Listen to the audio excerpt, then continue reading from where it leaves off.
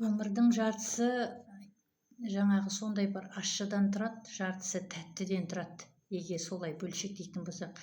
Айтады ғой, белая полоса, орыстар айтады, черная полоса дейді.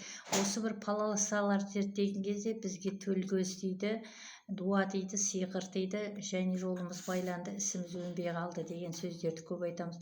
Сүттен ақ судан таза бола қалатынымыз қалай? Себебі біздің де пендешілікпен жасаған амалдарымыз, жасап жатқан қырымыздағы сол бір жаратқанды танымай басқа бір бағытта кетіп жатқанымыз рас екені.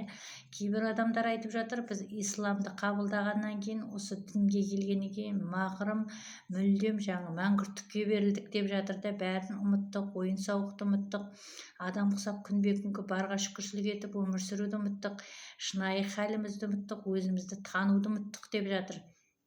Менің айтқым келетіні, сіздің осы бір ізденіс үстінде болған кезде өзіңізді таппай адасқаныңызға Құдай немесе Құдайдың дінінің еш қатысы жоқ қой.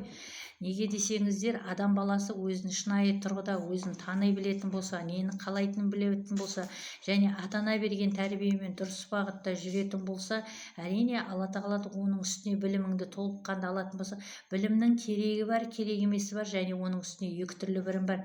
Біреуі тілмен, біреуі жүрекпен дейді. Жүрекпен тыңдаған білімнің сондай абырой намысқа әкелетін сыйы барды, тілмен тыңдаған білімнің көптеген қателіктері бар. Өйткені 10 күнәнің 9-ы тілден деп бекер айтпаған ғой.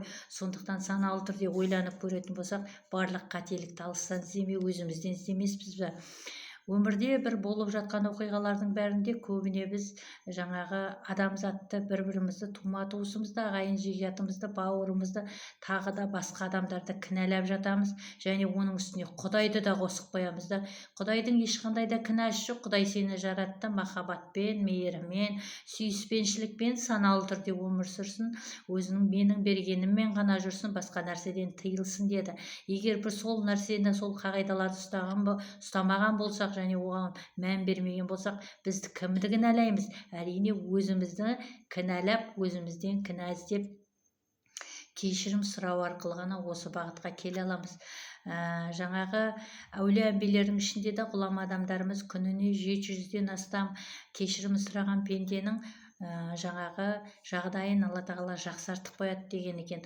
Лайым біздің тәкаппарлығымыздан тауып отқан осы күнәларымызды Алла тағала кейде жасырын халде қалдырады. Біз соған да разы болмай жатамыз. Сондықтан әр адам өзін түзеуге кіріссе, өзгені жөніне қойса, және Алла тағалаға тек шүкіршілік етсе.